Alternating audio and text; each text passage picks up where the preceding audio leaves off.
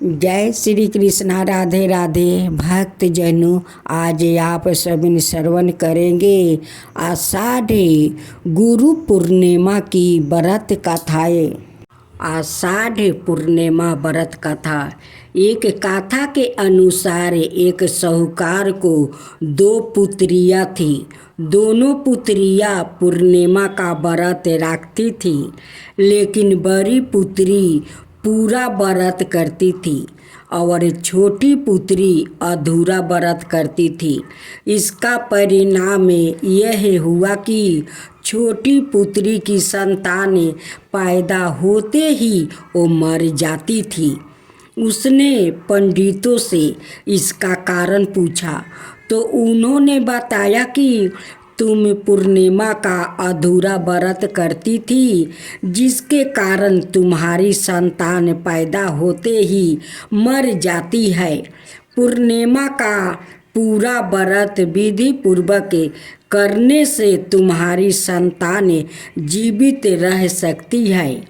उसने पंडितों की सलाह पर पूर्णिमा का पूरा व्रत विधि पूर्वक किया। बाद में उसे एक लड़का पैदा हुआ, जो कुछ दिनों बाद ही फिर से मर गया। उसने लड़के को एक पाटे पीढ़ा पर लेटाकर से कपड़ा से ढक दिया। फिर बड़ी बहन को बोला कर लाई और बैठने के लिए वही पाटा पर दिया। बड़ी बहन जब उस पर बैठने लगी, जो उसका घंघरा बच्चे का छू गया। बच्चा घंघरा छूते ही रोने लगा। तब बड़ी बहन ने कहा कि तुम मुझे कलंक लगाना चाहती थी, मेरे बैठने से यह मर जाता। तब छोटी बहन बोली कि यह तो पहले से मारा हुआ था, तेरे ही भाग्य से यह जीवित हो गया है, तेरे पुण्य से ही यह जीवित हुआ है। उसके बाद नगर में उसने ढिढोरा पिटवा दिया कि सभी लोग पूर्णिमा का पूरा व्रत करें। ओम जय सोमदेव स्वामी, जय सोमदेव स्वामी। दुखी हरता सुखी करता, जय आनंदकारी।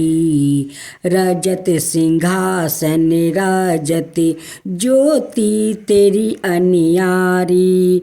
दीन दयाला दया निधि भाव बंधन हारी।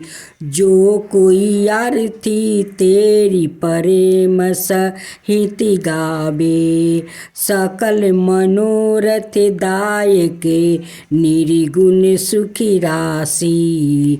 योगी जन हृदय में तेरा ध्यान धरे, ब्रह्मा विष्णु सदा शिव संत करे सेवा। वेद पुराण बखानते भय पातक हारी। प्रेम भाव से पूजे सब जग के नारी। शरणागत प्रतिपालक भक्तन हितकारी। धन संपत्ति और बेभाव सहज सो पावे। विश्व चराचर पालक ईश्वर अविनाशी। सब जग के नर नारी पूजा पाठ करे। ओम जय सोमदेव स्वामी, जय सोमदेव स्वामी। पूर्णिमा व्रत कथा। एक कथा के अनुसार एक साहूकार को दो पुत्रियां थी। दोनों पुत्रियां पूर्णिमा का व्रत रखती थी, लेकिन बड़ी पुत्री पूरा व्रत करती थी और छोटी पुत्री अधूरा व्रत करती थी। इसका परिणाम यह हुआ कि छोटी पुत्री की संतान पैदा होते ही वो मर जाती थी। उसने पंडितों से इसका कारण पूछा तो उन्होंने बताया कि तुम पूर्णिमा का अधूरा व्रत करती थी, जिसके कारण तुम्हारी संतान पैदा होते ही मर जाती है। पूर्णिमा का पूरा व्रत विधि पूर्वक करने से तुम्हारी संतान जीवित रह सकती है। उसने पंडितों की सलाह पर पूर्णिमा का पूरा व्रत विधि पूर्वक किया। बाद में उसे एक लड़का पैदा हुआ जो कुछ दिनों बाद ही फिर से मर गया। उसने लड़के को एक पाटे पीढ़ा पर लेटाकर से कपड़ा से ढक दिया। फिर बड़ी बहन को बोला कर लाई और बैठने के लिए वही पाटा पर दिया। बड़ी बहन जब उस पर बैठने लगी जो उसका घंघरा बच्चे का छू गया। बच्चा घंघरा छूते ही रोने लगा। तब बड़ी बहन ने कहा कि तुम मुझे कलंक लगाना चाहती थी, मेरे बैठने से यह मर जाता। तब छोटी बहन बोली कि यह तो पहले से मारा हुआ था, तेरे ही भागे से यह जीवित हो गया है, तेरे पुण्य से ही यह जीवित हुआ है। उसके बाद नगर में उसने ढिढोरा पिटवा दिया कि सभी लोग पूर्णिमा का पूरा व्रत करें। ओम जय सोमदेव स्वामी, जय सोमदेव स्वामी, दुखी हरता सुखी करता, जय आनंदकारी। रजत सिंहासन राजत ज्योति तेरी अनियारी, दीन दयाला दया निधि भाव बंधन हारी। जो कोई आरती तेरी प्रेम सहित गावे, सकल मनोरथ दायक निर्गुण सुखी राशि। योगी जन हृदय में तेरा ध्यान धरे, ब्रह्मा विष्णु सदा शिव संत करे सेवा।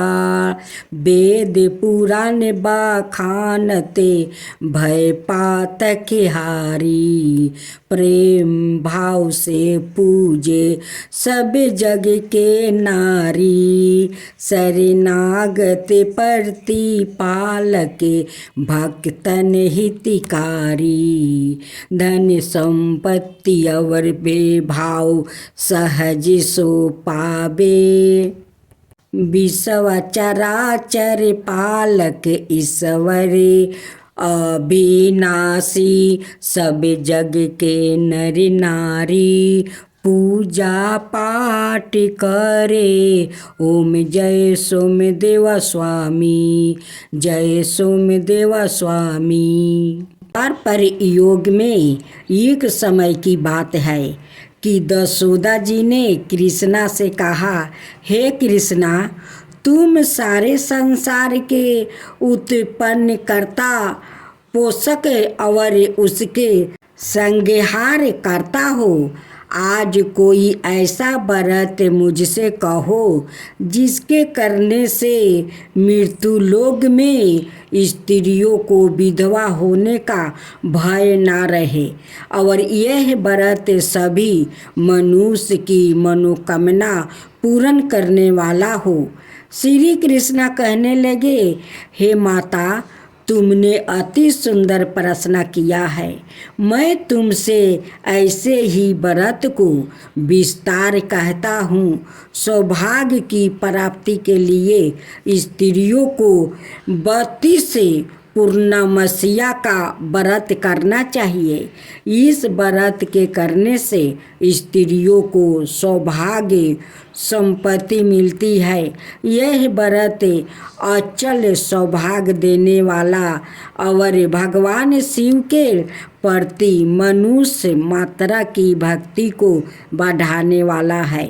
दशोदा जी कहने लगी, हे कृष्णा, सर्वप्रथम इस व्रत को मृत्यु लोक में किसने किया था? इसके विषय में विस्तार पूर्वक मुझसे कहो।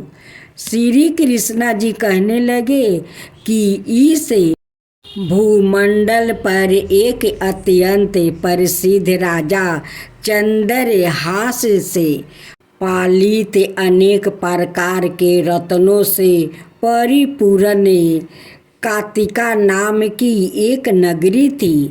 वहाँ पर धनेश्वर नाम का एक ब्राह्मण था और उसकी स्त्री अति सुशीला रूपवती थी। दोनों ही उस नगरी में बड़े प्रेम के साथ रहते थे। घर में धन धनाए आदि की कमी नहीं थी। उनको एक बड़ा दुख था कि उनके कोई संतान नहीं थी। इस दुख से वो अत्यंत दुखित रहते थे। एक समय एक बार तपस्वी योगी उस नगरी में आया।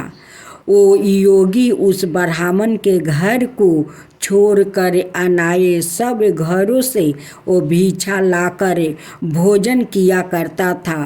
रूपवती से वहाँ भिक्षा नहीं लिया करता था। उस योगी ने एक दिन रूपवती से भिक्षा ना लेकर किसी अनाए घर से भिक्षा लेकर गंगा किनारे जाकर भिक्षण को प्रेम पूर्वक खा रहा था कि धनेश्वर ने योगी का यह सब कार्य किसी प्रकार से देख लिया। अपनी भिक्षा के अनादर से दुखी होकर धनेश्वर योगी से बोला, महात्मन, आप सब घरों से भिक्षा लेते हैं परंतु मेरे घर की भिक्षा कभी भी नहीं लेते, इसका कारण क्या है? योगी ने कहा कि निसंतान के घर की भिक्षा पतितों के अन्न के तुल्य होती है और जो पतितों का अन्न खाता है वो भी पतित हो जाता है। चूँकि तुम निसंतान हो, अतः पतित हो जाने के भय से मैं तुम्हारे घर की भिक्षा नहीं लेता हूँ। धनेश्वर यह बात सुनकर अपने मन में बहुत दुख हुआ और हाथ जोड़कर योगी के पैरों पर गिर पड़ा और अर्थ भाव से कहने लगा, हे महाराज, यदि ऐसा है तो आप मुझको पुत्र प्राप्ति का उपाय बताइए। आप सबर ज्ञान है, मुझ पर अवश्य ही यह कृपा कीजिए। धन की मेरे घर में कोई कमी नहीं है परंतु मैं पुत्र ना होने के कारण अत्यंत दुखी हूँ। आप मेरे इस दुख का हरण करें, आप समर्थ्यवान है। यह सुनकर योगी कहने लगे, हे ब्राह्मण, तुम चंडी की आराधना करो। घर आकर उसने अपने स्त्री से सब वृत्तांत कहा और सवाए तप के नियमित वन में चला गया। वन में जाकर उसने चंडी की उपासना की और उपवास किया। चंडी ने 16वें दिन उसको सपने में दर्शन दिया और कहा, हे धनेश्वर, जा, तेरे पुत्र होगा परंतु वो 16 वर्ष की आयु में ही मृत्यु को प्राप्ति हो जाएगा।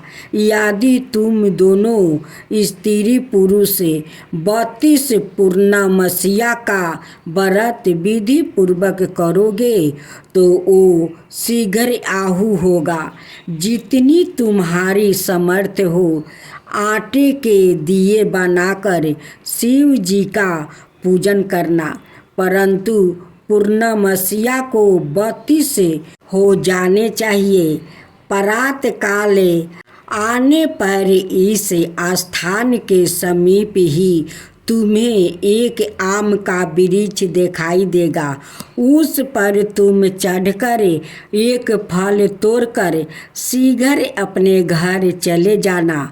अपनी स्त्री से सब वृत्तांत कहना। ऋतु स्नान के पश्चात वो स्वच्छ होकर श्री शंकर जी का ध्यान करके उस फल को खा लेगी। तब शंकर भगवान की कृपा से उसको गर्भ हो जाएगा। जब वो ब्राह्मण प्रात काल उठा तो उसने उस स्थान के पास ही एक आम का वृक्ष देखा, जिस पर एक अत्यंत सुंदर आम का फल लगा हुआ था। उस ब्राह्मण ने उस आम के वृक्ष पर चढ़कर उस फल को तोड़ने का प्रयत्न किया, परंतु वृक्ष पर कई बार प्रयत्न करने पर भी वो ना चढ़ पाया। तब तो उस ब्राह्मण को बहुत चिंता हुई और विघ्न विनाशक श्री गणेश जी की वंदना करने लगा। हे दयानिधे, अपने भक्तों को विघ्नों का नाश करके उनके मंगल कार्य को करने वाले, दुष्टों का नाश करने वाले, रिद्धि सिद्धि के देने वाले, आप मुझ पर कृपा करके इतना बल दे दे कि मैं अपने मनोरथ को पूर्ण कर सकूं। इस प्रकार गणेश जी की प्रार्थना करने पर उनकी कृपा से धनेश्वर वृक्ष पर चढ़ गया और उसने एक अति सुंदर आम का फल देखा। उसने विचार किया कि जो वरदान से फल मिला था वो ये है कि और कोई फल दिखाई नहीं देता। उस धनेश्वर ब्राह्मण ने जल्दी से उस फल को तोड़कर अपनी स्त्री को लाकर दिया और उसकी स्त्री ने अपने पति के कथन अनुसार उस फल को खा लिया और वो गर्भवती हो गई। देवी जी की असीम कृपा से उसे एक अत्यंत सुंदर पुत्रा उत्पन्न हुआ, जिसका नाम उन्होंने देवी दास रखा। माता पिता के हर्ष और शोक के साथ वो बालक शुक्ला पक्ष के चंद्रमा की भांति अपने पिता के घर में वो बढ़ने लगा। भवानी की कृपा से वो बालक बहुत ही सुंदर, सुशील और विद्या पढ़ने में बहुत ही निपुण हो गया। दुर्गा जी की आज्ञा अनुसार उसकी माता ने 32 पूर्णमासिया का व्रत रखना आरंभ कर दिया था, जिससे उसका पुत्र बड़ी आहु वाला हो जाए। 16वां बरस लगते ही देवी दास के माता पिता को बड़ी चिंता हो गई कि कहीं उनके पुत्रा की इस बरस मृत्यु ना हो जाए। इसलिए उन्होंने अपने मन में विचार किया कि यदि यह दुर्घटना उनके सामने हो गई तो वो कैसे सहन कर सकेंगे।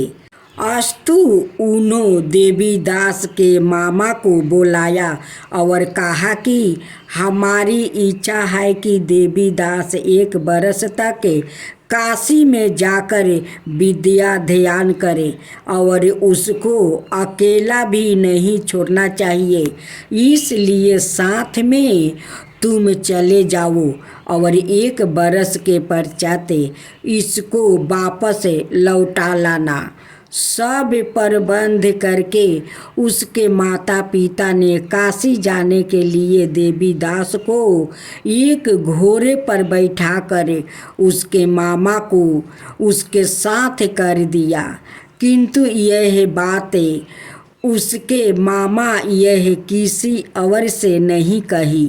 धनेश्वर ने प्रतिदिन अपने पुत्रा की मंगल कामना और शीघ्र आहू के लिए भगवती दुर्गा की आराधना और पूर्णमसिया का व्रत करना आरंभ कर दिया। इस प्रकार बारंबार 32 पूर्णमसिया का व्रत पूरा किया। कुछ समय पश्चात एक दिन वो दोनों मामा और भांजे मार्ग से रात्रि बीतने के लिए किसी ग्राम में ठहरे हुए थे। उस दिन उस गांव में एक ब्राह्मण की अत्यंत सुंदरी सुशीला राजकुमारी और गुणवती कन्या का विवाह होने वाला था। जिस धर्मशाला के अंदर वर और उसकी बारात ठहरी हुई थी, उसी धर्मशाला में देवीदास और उसके मामा भी ठहरे हुए थे। संयोगवश कन्या को तेल आदि चढ़ाकर मंडप आदि का कीर्तन किया गया तो लगन के समय वर को धनु व्रत हो गया। अस्तु वर के पिता ने अपने कुटुंबों से परामर्श करके निश्चय किया कि यह देवीदास मेरे पुत्रा जैसा ही सुंदर है, मैं इसके साथ ही लगन करा दूं और बाद में विवाह के अन्याय कार्य मेरे लड़के के साथ हो जाएगा। ऐसा सोचकर देवीदास के मामा से जाकर बोला कि तुम थोड़ी देर के लिए अपने भांजे को हमें दे दो, जिससे विवाह के लगन का सब विधि संपन्न रूप से हो सके। तब उसका मामा कहने लगा कि जो कुछ भी धन धनाए आभूषण आदि कन्यादान के समय वर को मिले वो सब हमें दे दिया जाए, तो मेरा भांजे इस बारात का दूल्हा बन जाएगा। यह बात वर के पिता ने स्वीकार कर लेने पर उसने अपना भांजे को वर बनाने को भेज दिया और उसके साथ सब विवाह कार्य रात्रि में विधि पूर्वक संपन्न हो गया। पत्नी के साथ वो भोजन ना कर सका और अपने मन में सोचने लगा कि ना जाने यह कैसी स्त्री होगी। वो एकांत में इसी सोच में पड़ गया। निश्वास छोड़ने लगा और उसकी आंखों में आंसू भी आ गई। तब वधू ने पूछा कि क्या बात है, आप इतने उदासीन दुखी क्यों हो रहे हैं? तब उसने सब बातें जो वर के पिता वो उसके मामा में हुई थी उसको बतला दिया। तब कन्या कहने लगी कि यह ब्रह्म विवाह के विपरीत कैसे हो सकता है। देव ब्रह्मा और अग्नि के सामने मैंने आपको ही अपना पति बनाया है, इसलिए आप ही मेरे पति हैं।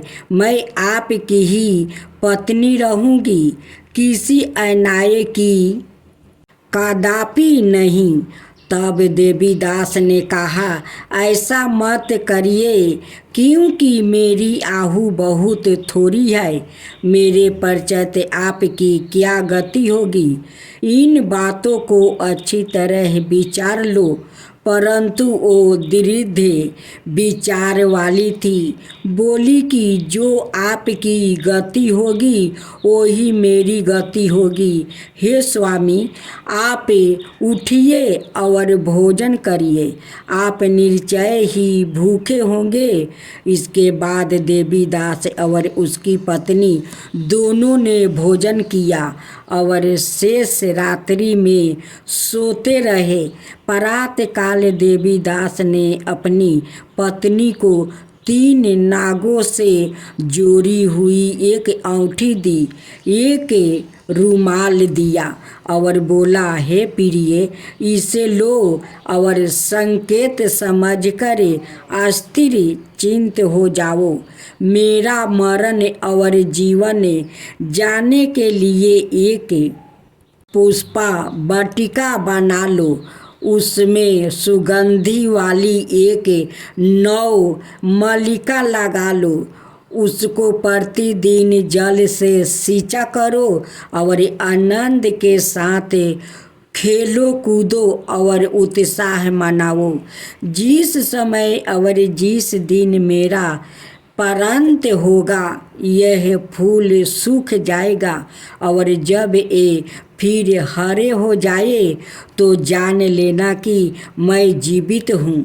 यह बात निश्चय करके समझ लेना, इसमें कोई संदेह नहीं है। यह समझा कर वो चला गया। प्रातःकाल होते ही वहाँ पर गजे बजे बजाने लगे और जिस समय विवाह के कार्य संपन्न करने के लिए वर और सब बाराती मंडप में आए तो कन्या ने वर को भली प्रकार से देखकर अपने पिता से कहा कि यह मेरा पति नहीं है। मेरा पति वही है जिसके साथ रात्रि में मेरा पानी ग्रहण हुआ था। इसके साथ मेरा विवाह नहीं हुआ है। आदि यह वही है तो बताइए कि मैंने इसको क्या दिया। मधु पकड़ और कन्यादान के समय जो मैंने भूषणादि दिए थे उन्हें दिखाइए, और रात में मैंने क्या गुप्त बातें कही थी वो सब सुनाइए। पिता ने उसके कथन अनुसार वर को बुलाया।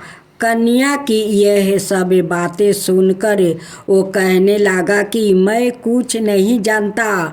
इसके पश्चात लज्जित होकर वो अपना सा मुख लेकर वो चला गया और सारी बारात भी अपमानित होकर वहाँ से लौट गई। भगवान श्री कृष्णा बोले, हे माता, इस प्रकार देवीदास काशी विद्या ध्यान के लिए चला गया। जब कुछ समय बीत गया तो काल से परीत होकर एक सर्प रात्रि के समय उसको डांसने के लिए वहाँ पर आया।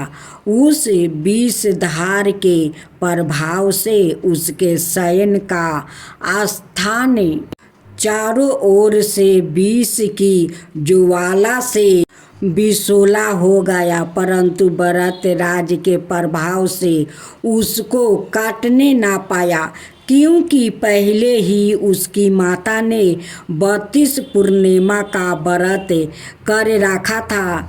इसके बाद मध्याह्न के समय सवाए काल वहाँ पर आया और उसके शरीर से उसके प्राणों को निकालने का प्रयत्न करने लगा, जिससे वो मूर्छित होकर पृथ्वी पर गिर पड़ा। भगवान की कृपा से उसी समय पार्वती जी के साथ श्री शंकर जी वहाँ पर आ गए। उसको मूर्छित दशा में देखकर पार्वती जी ने भगवान शंकर से प्रार्थना की कि हे महाराज, इस बालक की माता ने पहले 32 पूर्णिमा का व्रत किया था, जिसके प्रभाव से हे भगवान आप इसको प्राण दान दे। भवानी के कहने पर भक्त वत्सल भगवान श्री शिव जी ने उसको प्राण दान दे दिया। इस व्रत के प्रभाव से काल को भी पीछे हटना पड़ा और देवीदास स्वस्थ होकर बैठ गया। उधर उसकी स्त्री उसके काल की प्रतीक्षा किया करती थी। जब उसने देखा कि उस पुष्पा वाटिका में पत्रा पुष्पा कुछ भी नहीं रहे तो उसको अत्यंत आश्चर्य हुआ, और जब वो वैसा ही हरी भरी हो गई तो वो जान गई कि वो जीवित हो गया है। यह देखकर वो बहुत प्रसन्न मन से अपने पिता के कहने लगी कि पिताजी, मेरे पति जीवित है, आप उनको ढूंढिए।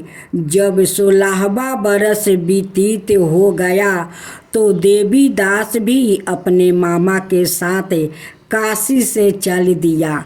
इधर उस ससुर उसको ढूंढने के लिए अपने घर से जाने वाले ही थे कि वो दोनों मामा भांजे वहाँ पर आ गया।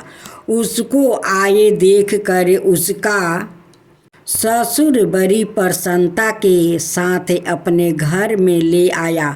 उस समय नगर के निवासी भी वहाँ इकट्ठा हो गए और सबने निश्चय किया कि अवर से ही इसी बालक के साथ इस कन्या का विवाह हुआ था। उस बालक को जब कन्या ने देखा तो पहचान लिया और कहा कि यह तो वही है जो संकेत करके गाया था। तदुपरांत सभी कहने लगे कि भला हुआ जो यह आ गया, और सब नगरवासियों ने आनंद मनाया। कुछ दिन बाद देवी दास अपनी पत्नी और मामा के साथ अपने ससुर के घर से बहुत सा उपहार लेकर अपने घर के लिए प्रस्थान किया। जब वो अपने गांव के निकट आ गया तो कई लोग ने उसको देखकर उसके माता पिता को पहले ही जाकर खबर दे दिया कि तुम्हारा पुत्र देवी दास अपनी पत्नी और मामा के सहित आ रहा है। ऐसा समाचार सुनकर पहले तो उन्हें विश्वास ही नहीं हुआ, किंतु जब और लोग ने भी आकर उनकी बात का समर्थन किया तो उनको बड़ा आश्चर्य हुआ। लेकिन थोड़ी देर में देवी दास ने आकर अपने माता पिता का चरणों में अपना सिर रख कर प्रणाम किया और उसकी पत्नी ने अपने सास ससुर के चरणों में स्पर्श किया तो माता पिता ने अपने पुत्र और पुत्रवधू को अपने हृदय से लगा लिया और दोनों की आँखों में प्रेम में बह चले। अपने पुत्र और पुत्रवधू के आने की खुशी में धनेश्वर ने बड़ा भारी उत्साह किया और ब्राह्मणों को भी बहुत सी दान दक्षिणा देकर प्रसन्न किया। कृष्णा जी कहने लगे कि इस प्रकार धनेश्वर 32 पूर्णिमाओं के व्रत के प्रभाव से पुत्रवान हो गया। जो भी स्त्रियां इस व्रत को करती है वो जन्म जन्मांतर में विधवा का दुख नहीं भोगती और सदाए सौभाग्यवती रहती है। यह मेरा वचन है, इसमें कोई संदेह नहीं। मनाना यह व्रत पुत्र को देने वाला और संपूर्ण मनोकामनाओं को पूर्ण करने वाला है। 32 पूर्णिमाओं के व्रत करने से व्रती की सब इच्छाएं भगवान शिव जी की कृपा से पूर्ण हो जाती है।